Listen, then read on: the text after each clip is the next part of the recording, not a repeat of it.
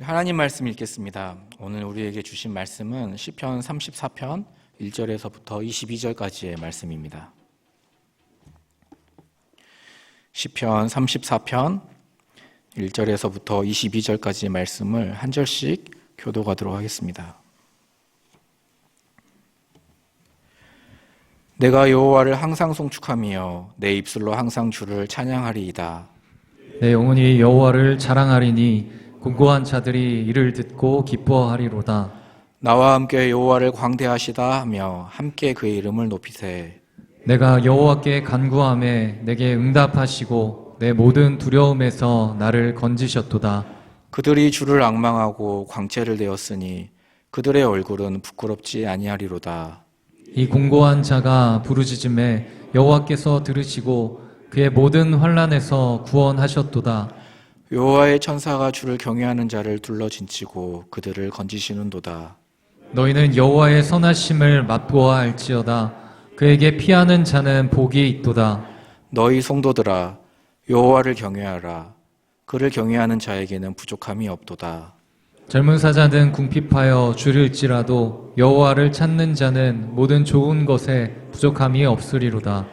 너희 자녀들아 와서 내 말을 들으라. 내가 여호와를 경외하는 법을 너희에게 가르치리로다. 생명을 사모하고 연수를 사랑하여 복받기를 원하는 사람이 누구뇨? 내 혀를 악에서 금하며 내 입술을 거짓말에서 금할지어다. 악을 버리고 선을 행하며 화평을 찾아 따를지어다. 여호와의 눈은 의인을 향하시고 그의 귀는 그들의 부르짖음에 기울이시는도다. 여호와의 얼굴은 악을 행하는 자를 향하사 그들의 자취를 땅에서 끊으려 하시는도다. 의인이 부르짖음에 여호와께서 들으시고 그들의 모든 환난에서 건지셨도다. 여호와는 마음이 상한 자를 가까이 하시고 중심으로 통회하는 자를 구원하시는도다. 의인은 고난이 많으나 여호와께서 그의 모든 고난에서 건지시는도다. 그의 모든 뼈를 보호하시며 그 중에서 하나도 꺾이지 아니하도다.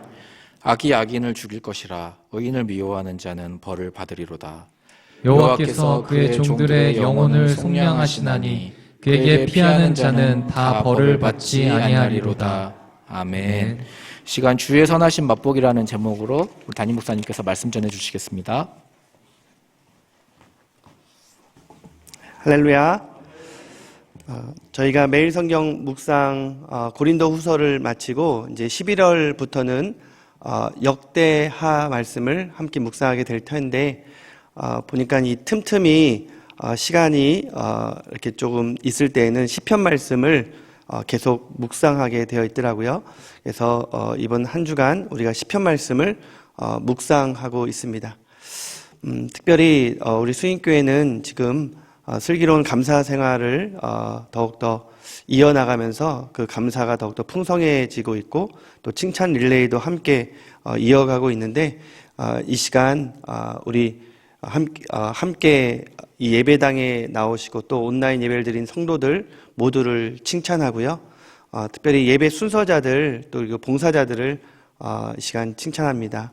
순서 맡아서가 아니라 이렇게 하나님께서 주신 사명을 감당하기 위해서 오늘 또 2부뿐만 아니라 1부에도 우리 지휘자님 또 우리 반주자님 또 우리 푸른자매 나오셨고 또 우리 악기 찬양으로 봉사해 주시고 또 지금 이 시간 보이지는 않지만 또 밖에서 늘 안내해 주시고 또 우리 주일학교 다음 세대를 위해서 봉사해 주시는 또 우리 교사들에게도 감사를 드리고 그들을 칭찬합니다.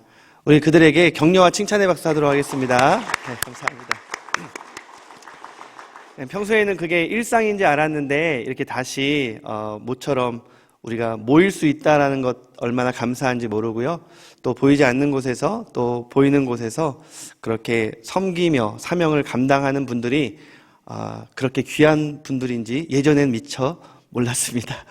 그래서 더 감사한 마음이 듭니다.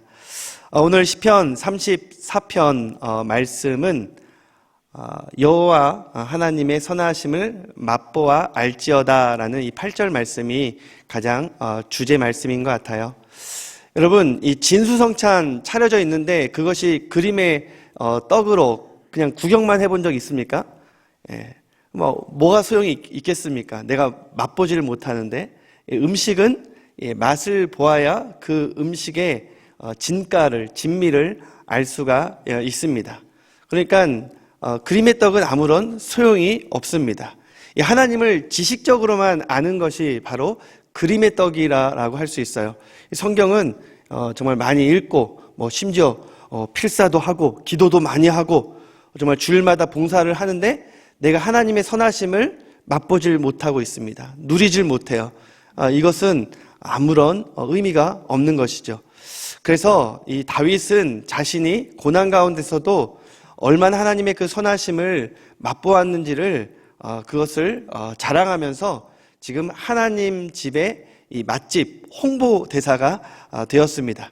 그래서 오늘 34편뿐만 아니라 이 시편 가운데 다윗이 쓴 시에는 이 하나님의 이 선하심을 맛보고 그것이 고난 가운데 있던 아니 형통한 가운데 있던 이 하나님을 찬양하는 그런 노래들, 그리고 하나님의 그 선하심을 맛보기 위해서 간구하고 부르짖고 또 기도하는 그런 시들이 많이 있는데요. 특별히 이 시편 31편에는 이런 표현이 있습니다. 이 흠정역 킹 제임스 한글 버전으로 제가 읽겠습니다. 좀 감탄사로 나오는데요. 오, 주를 두려워하는 자들을 위하여 주께서 쌓아두신 주의 선하심, 곧 사람들의 아들들 앞에서 주를 신뢰하는 자들을 위하여 주께서 베푸신 그 선하심이 어찌 그리 큰지요. 그래서 선하심이 두 번 나오는데 여기서 선하심은 이 개역 개정 성경에는 이렇게 은혜라고 나와 있습니다. 주님이 쌓아두신 은혜, 주님이 펼쳐놓으신 은혜. 그런데 이제 이 흠정역 성경을 보여준 것이 이 은혜라는 번역보다는 선하심이라는 번역이 더 원문에 가깝기 때문입니다. 이 원문이 만일 헤세드라고 나오면 은혜가 맞아요. 자비가 맞습니다. 그런데 이 히브리어는 토브라고 되어 있거든요. 그러니까 하나님이 good, 얼마나 좋은 분인지, 하나님이 얼마나 그 선하심이 크신지, 막 감탄하면서 하나님이 쌓아두시고 베풀어 두신 그 선하심의 이 잔치, 그것으로 우리를 초대하려는 이 다윗의 그 심경을 우리 이미 이 31편에서 맛볼 수가 있습니다. 엿볼 수가 있습니다. 우리를 초대하는 거예요. 여러분, 이 맛집에서 이렇게 맛있는 음식을 먹을 때 우연히 어떤 음식을 먹었는데 그 풍미가 굉장히 오랜 시간이 지나도록 남아서 다시 그 집에 가고 싶다. 이래서 맛집을 이렇게 계속 가는 분들도 있지만 보통 맛집을 어떻게 갑니까? 생생한 그 맛의 풍미를 경험하고 그것을 블로그에 올린다거나 이렇게 입소문을 낸다거나 또 어떤 유명한 미식가가 그것을 홍보하면 거기 한번 우리도 가볼까? 나도 가서 좀 먹어볼까? 이런 생각이 들잖아요. 그렇죠? 여러분, 홍제동에 있는 그 돈가스, 이 굉장히 맛있는 돈가스 집으로 소문이 나가지고 새벽부터 줄을 서도 맛을 볼 수 없는 그 돈가스 맛 보셨습니까? 저는 그 맛을 봤어요. 부러우시죠? 제가 줄 서서 먹은 게 아니라요. 그렇게 소위 이제 그 골목식당 백종원 씨가 들리기 전에 일주일 전 제가 우연히 거기 홍성교회라고 있어요. 홍제동에. 거기 목사님과 교제하다가 이 집 굉장히 저렴하고 맛있다 해서 먹었어요. 그때는 그 맛이 그렇게 맛있는지 몰랐어요. 그런데 막 대박 터지고 굉장히 사람들이 줄 서 있으니까 야, 우리 가족들하고 한번 줄 서서라도 먹어볼까? 이런 생각이 들 만큼 맛있다 하니까 정말 맛있는 것처럼 더 느껴지는 거예요. 여러분, 맛있는 건 혼자 먹으면 안 됩니다. 소문 내셔야 돼요. 함께 즐겨야 하는 것이죠. 다윗이 그랬어요. 그래서 하나님의 그 선하심을 맛보고 난 다윗이 자기만 그 은총을, 그 은혜와 감격을 맛볼 수 없어서 모든 사람들을 초대하고 있습니다. 하나님이 얼마나 위대하시고 광대하신 분인지 모든 사람들을 초대하는 그 선언을 우리가 함께 읽겠습니다. 3절 말씀입니다. 우리 같이 읽겠습니다. 3절 시작. 나와 함께 여호와를 광대하시다 하며 함께 그의 이름을 높이세. 아멘. 사실 이렇게 굉장히 다윗이 지금 뭔가 굉장히 기분 좋은 하나님의 은혜를 누리고 있는 그런 상황처럼 보여집니다. 그가 그렇게 고백하고 있기 때문에, 하나님을 찬양하고 있기 때문에 다윗이 굉장히 형통한 상황이겠구나라고 우리는 생각해요. 그러나 다윗의 시 가운데 이 표제어라고 있습니다. 그 시를 쓰게 된 배경과 어떤 특별한 사건을 기록한 제목 같은 글귀가 있는데, 여러분 뭐라고 쓰여져 있습니까? 34편에 보면 아비멜렉 앞에서 미친 채 하다가 쫓겨날 때 쓴 시가 바로 오늘의 본문 말씀이에요. 다윗은 지금 굉장히 그의 인생 가운데 비굴함을 느끼고 가장 비참한 상황 가운데 하나님의 아주 놀라운 오묘한 그런 선하심의 맛을 보고 난 이후에 하나님의 그 광대하심 가운데 우리를 초대하고 있는 것입니다. 하나님을 함께 높여 하나님께 찬양하자라고 우리를 하나님의 선하심이 쌓아있고 펼쳐져 있는 그 맛집으로 초대하고 있습니다. 하나님이 가장 위대한 요리사 셰프이심을 믿으시기 바랍니다. 여기저기 너무 기웃거리지 마시고 여러분들 삶의 현장 가운데 하나님의 선하심을 맛볼 수 있는 우리 사랑하는 성도님들 되시기를 주님의 이름으로 축원합니다. 여러분들 이 시간 하나님의 선하심의 잔치자리에 초대합니다. 그렇다면 어떻게 우리가 그 선하심의 맛을 보아야 할까요? 첫째는 주님을 갈망해야지 선하심을 맛볼 수가 있습니다. 4절부터 6절까지 자신이 처한 상황을 이렇게 묘사해요. 4절에서는 두려움이라고 말하고요, 5절에서는 부끄러움이라고 말을 합니다. 얼굴을 들 수 없을 만큼 굉장히 수치심이 가득합니다. 또 6절에서는 곤고와 이 환난 가운데 처한 자신의 상황을 보여주고 있습니다.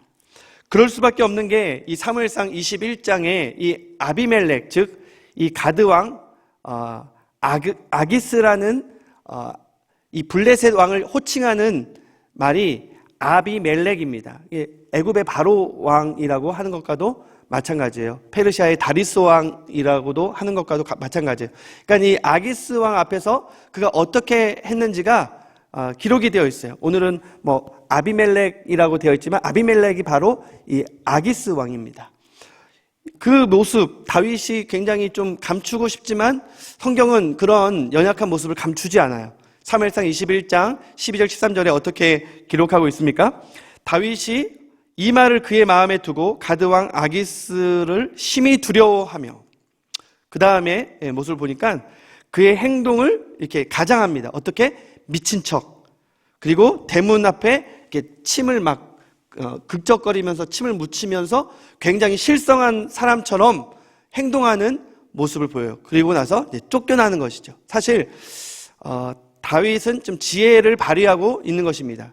죽음을 목전에 두고 그가 지혜롭게 한 행동이지만 얼마나 부끄러운 모습입니까? 이 말을 듣고 어떤 말이었는지 아세요? 그 말은 사울은 천천히요, 다윗은 만만이다라는 그러한 소문이었습니다. 즉 다윗이 골리앗을 이기고 난 이후에 그의 명성이 높아짐과 함께 사울 왕의 질투를 받죠. 그래서 결국 사울 왕이 던진 그 창을 피해서 도망하게 되고 사울의 영역인 이 이스라엘 유다에 피할 곳이 없어요. 그러니까 어디까지 피한 거예요? 블레셋 땅까지 몸을 숨긴 겁니다. 그런데 사울은 천천히요, 다윗은 만만이다라는 그 입소문이 어디까지 갔어요? 아기스 왕까지 들어간 거예요. 그걸 듣고 미친 척 한 것이죠. 입소문이 굉장히 빨라요. 곳곳으로 퍼집니다. 맛집에 대한 그 정보 굉장히 많은 사람들에게 공유가 되죠. 마찬가지로 다윗은 하나님의 그 선하심의 그 진미를 많은 사람들에게 지금 이 시편을 통해서 알리고 있는 것입니다. 그가 환난 가운데 두려웠는데 하나님이 그 두려움 중에 부르짖었던 그의 기도에 응답하셨다라고 4절에서 또한 말합니다. 그의 상황과 함께 그가 어떻게 행동했고 그 결과가 무엇이었는지 그가 고백하고 있는 거예요. 5절에 보면 그 부끄러운 그 얼굴을 들어서 내가 하나님의 얼굴을 보았더니 얼굴에 광채가 나타난 거예요. 자기처럼 환난 가운데 수치를 숨기는 자들은 얼굴에 하나님의 광채를 비추어 주실 거라고 또한 선포하고 있습니다. 또한 환난과 공고 가운데 깊은 수렁에 빠져 있는 줄 알았는데 6절에 보니까 하나님이 건져 주셨다는 거예요. 한마디로 하나님의 그 선하신 그 모습은 기도를 들어주시고 얼굴의 광채를 비추어 주시고 정말 기가 막힌 수렁에서 건져 주신 하나님의 그 구원과 보호하심에 대해서 노래하고 있습니다. 7절에 뭐라고 합니까? 심지어는 천사가 하나님이 천사들을 보내주셔서 그 천사들이 나를 둘러 진치고 구원해 주셨다라고 고백합니다. 사랑하는 성도 여러분, 이 시간 하나님께서 천군 천사들을 여러분들에게 보내주셔서 그 천사들이 여러분들을 둘러 진치고 여러분들을 보호할 뿐만 아니라 하나님께서 그 영혼까지 속량하여 주신 줄 믿습니다. 아멘. 목사님, 천사가 어디 있어요? 여러분, 천사뿐이겠습니까? 하나님이 성령을 보내주셔서 우리 마음에 성전 삼아주시고 우리 마음에 임마누엘의 하나님으로 지금도 함께하여 주심을 믿으시기 바랍니다. 두려워하지 마세요. 코로나 걸리지 않도록 하나님 보호해 주시지만 혹 코로나 걸려서 혹시 내가 낙인 찍히면 어떡하나, 민폐 끼치면 어떡하나, 그렇게 절망 가운데 먼저 사로잡히지 마시기 바랍니다. 하나님께서 다 피할 길을 주세요. 다만 중요한 것은 그 피할 길로 우리가 하나님께 피해야 되는 줄 믿으시기 바랍니다. 하나님께 피하는 것이 최선의 방역입니다. 하나님 우리의 요새시고 우리의 바위가 되시기 때문입니다. 그렇기 때문에 다윗은 그러한 모든 하나님의 특별한 은총을 경험하고 나서 우리에게 이렇게 선포하고 있는 거예요. 우리 8절 오늘의 주제 말씀인데 같이 한번 읽겠습니다. 칭찬 안 한 분이 있는데 우리 방송실에 계신 우리 방송위원들 칭찬합니다.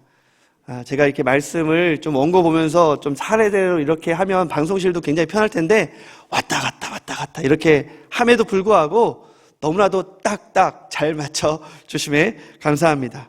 우리 8절 말씀 같이 읽겠습니다. 시작. 너희는 여호와의 선하심을 맛보아 알지어다. 그에게 피하는 자는 복이 있도다. 아멘. 하나님께 피하는 자가 복이 있다. 하나님의 선하신 그 맛을 누리기 때문에 복이 있다라고 말씀하고 있는 것입니다. 다윗이 권력자 밑으로 피했어요. 사울의 그 악신을 위로하기 위해서 하프를 켜주기도 하고 사울의 부하가 되어서 이 블레셋 사람들, 수많은 사람들의 그 목을 자르기도 하고 대신 싸우기도 하였지만 아무 소용이 없었습니다. 또 이 사울의 적군인 아기스, 이 아비멜렉 이 권력자 밑에도 숨어 봤어요. 피해 봤어요. 아무런 소용이 없다라는 것입니다. 이제 다윗은 자기가 하나님께 피할 때 하나님의 그 선하심으로 인해서 이제는 왕 중의 왕, 특별히 동물의 왕인 그 사자보다도 으르렁거리는 젊은 사자보다도 하나님이 모든 것을 책임져 주시는 그런 존재임을 알았습니다. 자신의 가치를 안 거예요. 부족함이 없다라고 그러면서 고백하기를 우리 10절 말씀 같이 한번 읽겠습니다. 시작. 젊은 사자는 궁핍하여 줄일지라도 여호와를 찾는 자는 모든 좋은 것에 부족함이 없으리로다. 아멘. 여호와를 찾는 자는 하나님께서 베푸시는 그 모든 선한 것에 부족함 없이 맛을 보게 될 줄 믿습니다. 그냥 뭐 찔끔찔끔 맛보는 정도가 아니라 그냥 뭐 이마트나 이런 데 가면서 맛보듯이 하는 게 아니라 정말 우리를 하나님께서 넉넉하게 부요하게 채워주신다는 것입니다. 단 조건이 있어요. 조건이 뭡니까? 갈망입니다. 하나님을 향한 갈망. 우리가 어떻게 하나님의 선하심을 맛볼 수 있습니까? 첫 번째, 주님을 갈망해야 된다는 거예요. 어떻게 갈망합니까? 고통 중에도, 환난 중에도, 아프지만, 없지만 하나님 앞에 부르짖으면서, 하나님을 찾으면서, 하나님 앞에 기도하면서 하나님을 갈망하시기 바랍니다. 눈에 보이지 않지만 그러나 하나님의 약속의 말씀을 붙들고 이 말씀을 사모함으로, 이 말씀대로 살아감으로 하나님을 갈망하시기 바랍니다.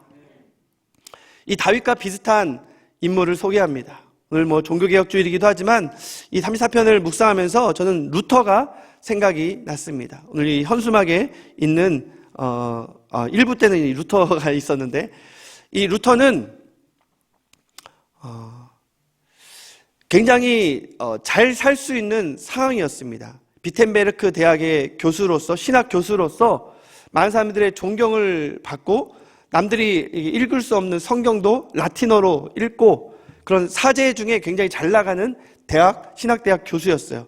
그런데 그가 맛보았던 이 하나님의 말씀, 그리고 그가 맛보았던 하나님의 그 은혜, 그리고 그가 믿음으로 맛보았던 하나님의 그 구원을 자기 안에만, 또는 자기의 어떤 조직, 이 사제 조직 안에만 가둬 둘 수가 없었습니다. 그 당시 많은 사람들은 이 면죄부를 사야만 연옥에서 천국으로 갈 수 있다라고 생각했습니다. 그래서 이 성 베드로 성당을 짓기 위해서 어떻게든 이 면죄부를 사기 위해 열심히 헌금해야 됐고요. 또 열심히 교회를 위해서 헌신해야 됐고, 또 착한 일을 많이 해야만, 좋은 일을 많이 해야만 천국에 가는 줄 알았습니다. 그런데도 가장 중요한 하나님의 이 말씀에는 가로막혀 있는 거예요. 여러분, 이 유대 율법주의자들, 바리새인들이 하나님의 이 말씀을 자기들만 똑똑한 척 가로막지 않았습니까? 그래서 물론 가르치기는 했지만 자기들부터 그 말씀대로 살지를 않는 겁니다.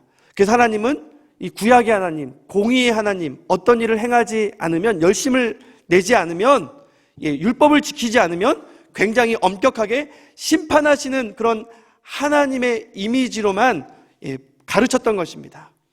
근데 예수님이 그 모든 담을 허셨잖아요. 유대인도 이방인도 구별되지 않고 남녀노소 오직 의인은 믿음으로 말미암아 살리라. 믿기만 하면 하나님의 그 구원의 은혜와 감격을 누리고 지성소로 나아가 하나님과 교제할 수 있는, 죄 용서함 받고 하나님과 가까이 교제하고 예배할 수 있는 그 길을 누가 열어 놓으셨습니까? 예수 그리스도께서 열어 놓으셨습니다. 그래서 더 이상 구약의 제사장이 의미가 없고 우리 모두가 영적인 제사장, 택한 족속 왕 같은 그런 제사장으로 하나님 앞에 나아갈 수 있게 된 거예요. 초대교회에서 성령 받은 사람들이 그렇게 살아가고 그렇게 가르쳤는데 다시 이 기독교가 공식적으로 공인되면서 환난과 핍박이 없어지니까 이 종교가 정치와 결탁하게 되고, 그러면서 천년간의 어두운 시대가 계속되었습니다. 왜 어둡습니까? 이 빛을 밝힌 하나님의 말씀이 막혀있기 때문에, 가려져 있기 때문이죠. 그래서 특정 사제들만 알게 되었던 이 라틴어 말씀, 그들이 주문처럼 외우는 것을 몇 구절, 중요한 구절 성도들이 따라하는 것이 그들이 하나님 앞에 기도하는 전부였습니다. 모든 것들이 다 부패로 흘러가는 것을 알게 된 이 루터가 하나님의 그 은혜를 맛보고 믿음으로 구원 얻는 것을 맛보고 하나님의 이 말씀을 맛보고 그가 봉직하는 이 비텐베르크 학교의 정문에 95개조 반박문으로서 오직 은혜, 오직 믿음, 오직 말씀, 요약하자면 그 세 개의 기치를 높이 든 것입니다. 등불을 밝히게 된 것이죠. 그 전에도 이 체코의 존 후스나 또 영국의 이 위클리프 같은 이 학자들, 이 개혁자들이 있었습니다. 그러나 그들은 다 화형을 당하고 이 무덤을 파헤쳐 다시 죽이는 부관 참시까지 당하는 그런 이단으로 정죄되는 비극적인 일이 있었거든요. 그러니까 누구 하나 어떤 양심적인 신학자 하나 나설 수 없었습니다. 그러나 루터가 목숨을 걸고 그렇게 권력자들보다도 하나님을 더 믿고 의지함으로 권력자들 앞에 피하는 것이 아니라 하나님께 피하는 그런 마음가짐으로 종교개혁을 일으켰고, 또 많은 종교개혁자들이 그 루터에 함께 동참하게 된 것입니다. 그러니까 가장 그것을 싫어한 것은 교황청이죠. 레오 10세가 그러한 루터를 어떻게든 죽이려고 하는데, 이 평민들이 영주들을 또 비롯해서 많이 사람들이 지지하니까 이제 황제를 압박합니다. 아주 독실한 신자였던 이 까를 5세를 압박하여서 어떻게든 그 루터를 보름스 회의장으로 오게 하는 것이죠. 국제회의가 열리니까 거기서 너의 그런 논리를, 너의 신학을 한번 내세워봐라. 오고 또는 가는 길에 죽이려고 하는 많은 사람들을 심어놨습니다. 그런데 지지자들이 그를 도와주는 것이죠. 보름스 회의장에서 그가 지금까지 주장하고 또 써왔던 글을 철회만 하더라도 그는 살아날 수 있었고 오히려 더 나은 삶이 보장될 수 있었습니다. 그러나 루터는 그러지 않았습니다. 루터의 유명한 주장이 있죠. 하나님의 말씀이 나의 양심을 사로잡는데 내가 어떻게 나의 주장을 철회할 수 있겠습니까? 나는 나의 양심을 거슬러 살 수가 없습니다. 오 하나님이여 나를 도우소서. 그 주장과 기도는 무엇을 의미합니까? 오직 믿음, 오직 말씀, 오직 은혜, 이 종교개혁의 기치를 그가 내리지 않겠다라는 것이죠. 그는 죽음의 위협에 있었지만 이 프리드리 영주라는 사람이 그가 고향으로 가는 길에 그를 납치했습니다. 죽이려고 납치한 게 아니라 살리려고. 그리고 바르트부르크라는 이 높은 요새화된 성에 그를 운둔시키고, 이 루터는 여기서 바로 10개월간 라틴어 성경을, 신약 성경을 독일어로 번역을 할 수 있었던 것입니다. 그리고 많은 글들을 통해서 많은 종교개혁의 불꽃을 들불처럼 일으킨 것이 바로 그 요새입니다.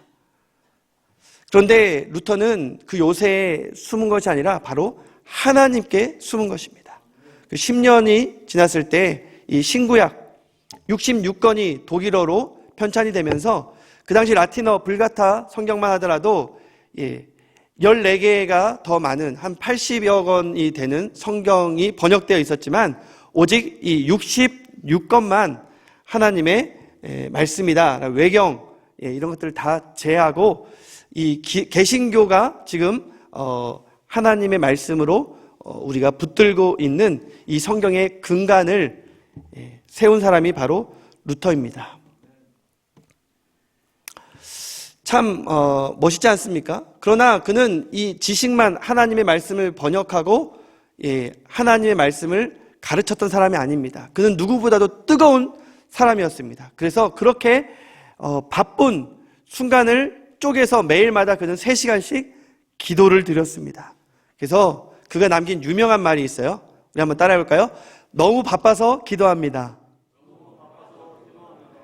여러분, 이것저것 다 하고 나서 좀 시간 남으면 기도하지 마시고 너무 바쁠 때 한번 기도해 보십시오. 그러면 모든 일들이 더 순조롭게 잘 풀리게 될 줄 믿습니다. 너무 바빠서 기도합니다. 너무 두렵기 때문에 기도합니다. 환난 가운데 있기 때문에 기도합니다. 이러한 다윗과 또한 루터의 모습처럼 환난 가운데 여호와께 피하심으로 하나님의 그 선하심의 맛을 보는 우리 사랑하는 성도님들 되시기를 주님의 이름으로 축원합니다. 이 두 번째, 하나님의 선하심의 맛을 어떻게 볼 수 있을까요? 그것은 바로 의로운 삶을 살아야 선하심을 맛볼 수 있습니다. 전반부에 하나님을 경외하는 모습, 즉 하나님을 찾고 구하고 또 하나님의 말씀을 붙잡는 하나님과의 관계에 대해서 우리가 살펴보았는데요.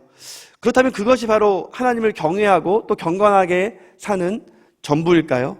아니죠. 늘 기독교는 십자가의 종교입니다. 하나님 사랑과 이웃 사랑이 함께 나가야 되는데 이것은 뭐 신약의 새로운 가르침이 아니에요.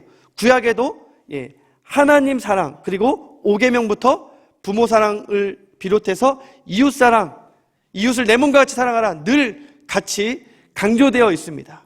그래서 이 다윗도 이 경외하는 법, 의롭게 되는 법을 알려주겠다라고 말합니다. 우리 11절 말씀 한번 읽어주시기 바랍니다. 너희 자녀들아 와서 내 말을 들으라. 내가 여호와를 경외하는 법을 너희에게 가르치리로다. 지금 뭐 이 잠언에서 솔로몬이 무언가를 가르치려는 말투 같지만 오늘 본문에서 다윗이 하나님의 선하심을 맛보고 난 이후에 그러면 하나님을 경외하는 것이 또 의롭게 사는 것이 무엇인지를 알려주겠다라고 말합니다. 그러면서 12절 이어지는 말씀 한번 읽어볼까요? 시작. 생명을 사모하고 연수를 사랑하여 복받기를 원하는 사람이 누구뇨? 아멘. 여러분 생명을 사랑하시죠? 오래 살고 싶으시죠? 복받고 싶으시죠? 아멘 하시는 분들만 그러면 또 실족하죠? 오늘 우리는 다 뭐 누구뇨? 라고 물어보지만 우리는 다 생명을 사랑하고 또 연수가 좀 오래 되고 또 복받기를 원하고 있습니다. 특별히 복받기를 원하는 사람이 누구냐 했을 때 이 원문에 이 복이라는 것은 보통 히브리어로 이 바라크, 축복해 하나님의 하늘의 축복을 이렇게 땅으로 끌어내리는 이 축복하는 것을 바라크라고 말합니다. 제사장들이 축복하는 그런 모습이 이 바라크라는 말에 포함되어 있는데 또한 반대로 하나님의 말씀의 기초에서 이 하나님의 이 말씀대로 살아갈 때 이 땅에서 기름지게 잘 사는 거, 열매를 맺고 잘 사는 거, 이 시편 1편에 이 바라크 대신에 아슈레이, 이 땅에서 또한 잘 되는 축복, 그것은 시냇가에 심기운 나무처럼 하나님의 말씀을 가까이 하는 사람이 이 아슈레이, 복받은 사람이다라고 되어 있습니다. 아멘. 하늘의 복과 이 땅의 기름진 신령하고 기름진 모든 축복을 누리시는 우리 사랑하는 성도님들 되시기를 주님의 이름으로 축원합니다. 아멘. 이렇게라도 아멘 아멘 하도록 좀 연습을 해야죠. 아멘. 그런데 이상하게 여기서 복은 당연히 이 바라크나 아슈레이가 나와야 되는데 히브리에 보면 토브라고 되어 있어요. 제가 31장을 서론에서 말씀드리면서 하나님이 쌓아두신 토브, 하나님이 펼쳐놓으신 토브, 그 선하심을 맛보는 것에 대해서 다윗이 우리를 초대하고 있다라고 말씀하고 있잖아요. 마찬가지입니다. 하나님의 선하심을 맛볼 자 누구냐라고 초대하고 있습니다. 여러분, 하나님의 선하심을 맛볼 준비되어 있습니까? 그럼 어떻게 하면 하나님의 선하심을 맛볼 수 있을까요? 물론 다윗은 처음 부분에는 그것을 하나님과의 관계에서 찾았습니다. 그런데 이 11절 이후부터는 사람들과의 관계에서 찾고 있습니다. 경외라는 거, 의롭게 산다라는 거, 물론 믿음으로 우리가 의로워지는 것이고 구원을 얻는 것이지만 그렇다면 우리는 온라인 예배만 잘 드리면 돼요. 교회 나올 필요가 뭐가 있어요? 그런데 그게 전부가 아니잖아요. 우리는 성도 함께 보며 사랑하고 우리가 서로 사랑함으로 세상이 우리가 하나님의 제자인 것을 보여주어야 합니다. 아멘. 그리고 울타리 밖으로 나눔과 섬김을 실천하는 것이 진정한 교회이기 때문에 이런 코로나 상황 가운데서도 우리가 하나님 앞에 예배드리기 위해 또한 몸된 교회를 세우기 위해 나온 거 아닙니까? 그냥 이 예배당에 나와야만 뭔가 뭐 좀 마음이 좀 찌릿찌릿하고 뭐 은혜 받는 것 같아. 그것만은 아니잖아요. 중요한 것은 13절에 뭐라고 말합니까? 우리의 입으로 먹기만 하는 것이 아니라 우리의 입으로 악한 말을 하지 않고 거짓말을 하지 않고 남을 칭찬하고 하나님 앞에 감사하고 이 입술의 복락을 누리는 사람이 하나님의 선하심을 맛보는 사람인 줄 믿습니다. 14절에는 악한 행실을 버리는 거예요. 선한 일을 하는 겁니다. 그것은 바로 화평, 즉 샬롬의 피스메이커의 삶을 사는 것입니다. 예수님이 이 땅에 오신 그 목적대로 모든 막힌 담을 허물며 모든 사람과 화평하며 선한 일을 도모하는 것이 의로운 삶이라고 말씀하고 있습니다. 교회가 이런 역할이 부족했기 때문에 오히려 우리가 손가락질 받는 것이 아닙니까? 교회에서 집단 감염이 일어나서 교회를 비난하는 것이 아니라 그동안 쌓아왔던 불만이 이런 코로나 시대에 폭발하는 거예요. 우리끼리만 하나님 잘 예배하면 됐지, 우리만 부흥하면 됐지, 성장하면 됐지, 이게 아니라 우리가 서로 사랑하고 그 사랑을 이웃과 열방을 향해 나누고 실천하는 모습을 통해 세상 사람들도 하나님의 그 선하신 맛을 볼 수 있도록 우리는 그들을 초대해야 할 것입니다. 그렇게 될 때 하나님께서는 15절, 16절, 17절 말씀을 보니까 그런 자들의 그 부르짖음에 귀를 기울이시고 그런 자들의 눈동자를 살펴주시며 또한 하나님께서는 얼굴도 살펴보신다고 하십니다. 네. 의인의 얼굴뿐만 아니라 이 악인의 얼굴까지도 하나님께서는 감찰하신다라고 하시는데, 그런데 그것보다 가장 위로가 되는 것은 어떤 말씀입니까? 바로 우리의 마음, 우리의 심령까지 감찰하시는 하나님에 대한 말씀입니다. 우리 18절 말씀을 같이 한번 읽겠습니다. 시작. 여호와는 마음이 상한 자를 가까이 하시고 충심으로 통회하는 자를 구원하시는도다. 아멘. 하나님은 그저 하나님을 잘 섬기고 예배해서 형통하기 때문에 잘 살고 힘있고 빽있고 이렇게 떵떵거리면서 살아가는 그런 사람들에게만 관심이 있는 것이 아니라 하나님을 사랑하고 내가 없는 가운데서도 아픈 가운데서도 두려운 가운데서도 이웃을 향해서 사랑을 실천할 때, 감사하고 칭찬할 때, 선한 일을 할 때 하나님께서 그런 사람들의 부르짖음에 귀를 기울이시고 그런 사람들의 심지어 마음까지도 감찰해 주신다는 것입니다. 어떤 상처가 있는지, 어떤 불안이 있는지, 어떤 두려움이 있는지, 어떤 억압 가운데 신음하고 있는지 그 충심으로 하나님 앞에 통회하며 부르짖는 그 모습을 하나님께서는 감찰하시면서 하나님의 특별한 위로와 축복으로 우리를 이길 수 있도록 우리를 붙들어 주시고 우리와 함께 하시는 줄 믿으시기 바랍니다. 여러분, 의인은요, 그러면 하나님 잘 섬기면 무조건 축복받고 형통한 사람이 의인이다 라고 생각을 하지만 그렇지 않습니다. 19절에 보니까 의인은 무엇이 많다고 합니까? 고난이 많대요. 이것은 정말 우리의 생각을 뒤집는 말씀입니다. 아니, 어떻게 의롭게 사는데 고난이 많을 수 있을까? 잘못 살았기 때문에, 그 죄 때문에 고난이 많은 거 아닌가? 물론 우리가 죄 때문에 고난을 받기도 합니다. 그러나 고난을 받는다고 해서 다 하나님의 심판의 대상이 되는 건 아닙니다. 오히려 의인이 고난이 많다라고 말하지 않습니까? 성경을 보십시오.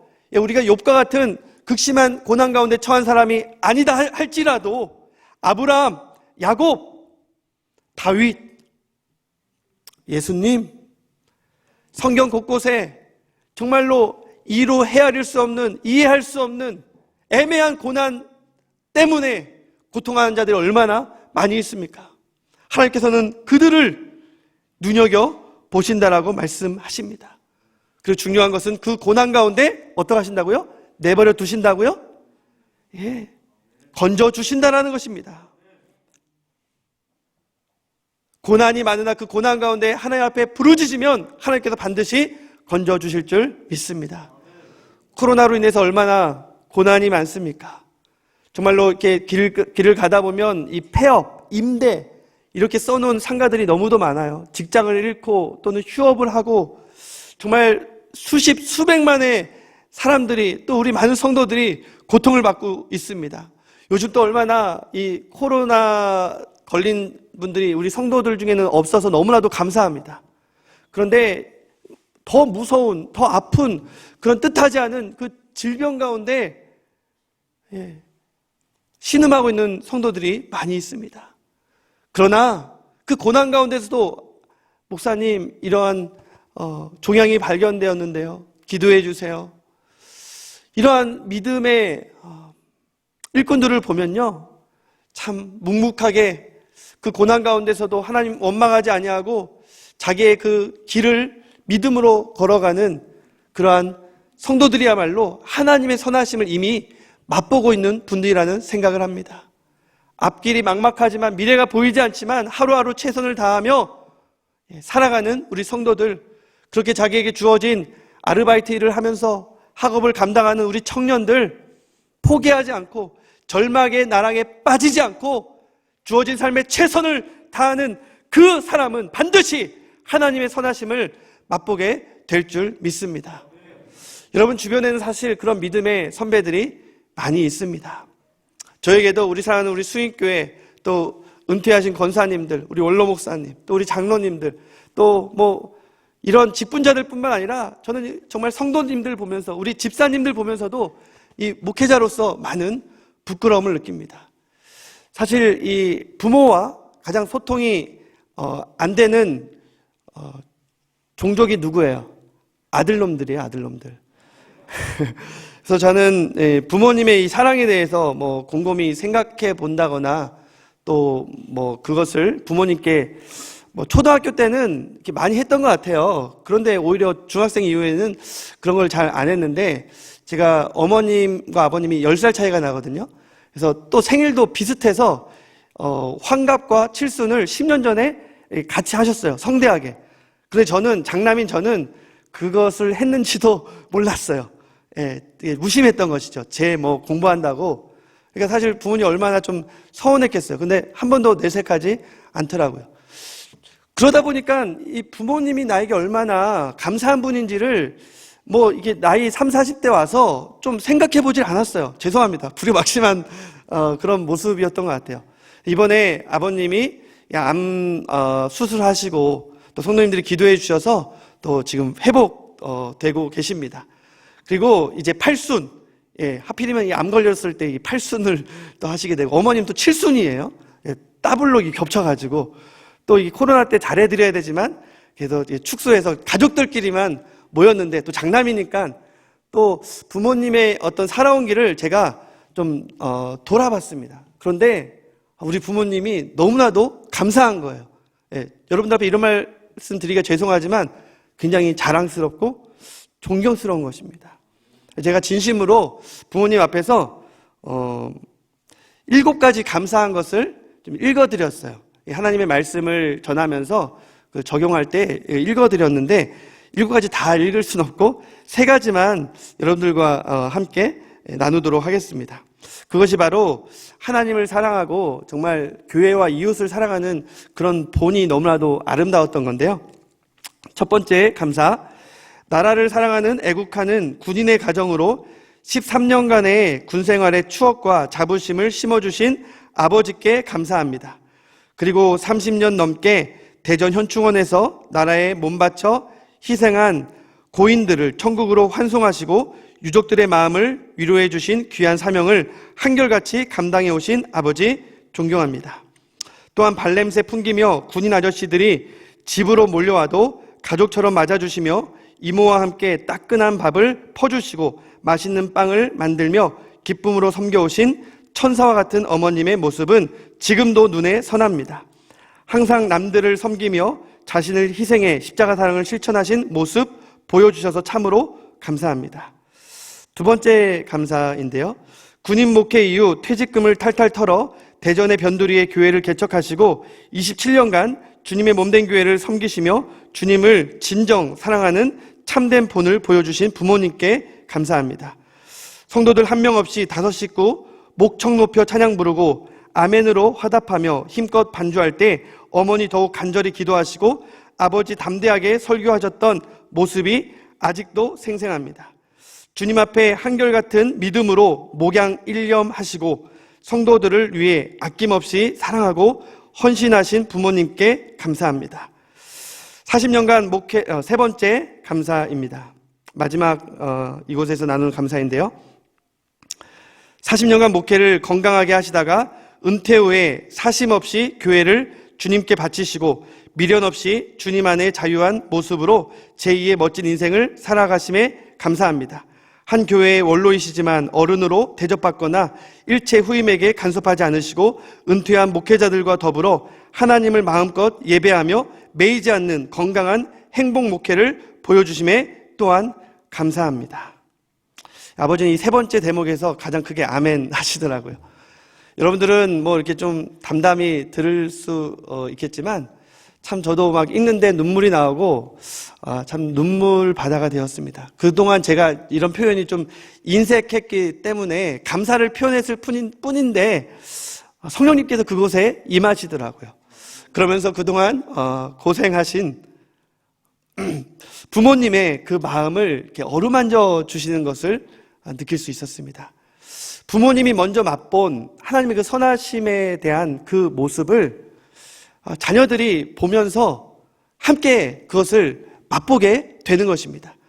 그런 생각을 하니까 좀 두려운 마음도 들었습니다. 나는 과연 하나님의 선하심을 맛보고 있고 그것을 나의 자녀들에게 보여주고 있을까? 여러분, 하나님의 말씀이 정말 꿀송이보다 더 답니까? 시편 19편 10절에 보니까 하나님의 말씀은 꿀송이보다 더 달달하고 그렇게 고백하고 있지 않습니까? 그렇게 하나님의 말씀 달아서 항상 찍어 드십니까? 깊이 묵상하십니까? 저 이번에 우리 전숙희 권사님이 이걸 지금 교회가 사서 선물한 게 아니라 본인이 다 쓴 거예요. 근데 가져올 때는 너무 많아서 이 지수가 딸 다른 교회에서 이 반주자를 섬기고 있는데 그걸 가져왔거든요. 그런데 이 지수 오랜만에 제가 중고등부 학생 때 함께 가르쳤는데 너무 의젓한 숙녀가 되어 있는데 저에게 좀 울먹이면서 이런 얘기를 하는 거예요. 목사님, 엄마가 밤마다 이렇게 틈틈이 시간 내서 하나님 말씀 이게 적은 거라고 한 꾸러미를 또 저에게 보여주었습니다. 참 이 공무원으로 또 30년간 봉직하시면서 또 틈틈이 시간만 내면 이 반주하시고 기도하시는 이런 권사님이신데 이렇게 성경까지 이렇게 필사한 모습을 보면서 굉장히 도전이 되더라고요. 6, 7년 전에 우리 전교인이 성경을 필사한 적이 있었거든요. 그런데 그때 맛을 본 거예요. 우리는 그냥 한 장 쓰기도 어려워 이랬는데 이분은 그 맛을 보고 6, 7년간 계속 쓴 겁니다. 창세기에서부터 요한계시록까지. 그래서 목사님 저 성경 다 썼는데 목사님 전화로 축복기도 한번 해주세요 한 것이 제가 너무나도 은혜가 되고 도전이 되어서 이 시대의 루터 아닙니까? 아멘. 이 시대 다윗 아니에요? 여러분들도 이 시대의 루터와 다윗이 될 수가 있어요.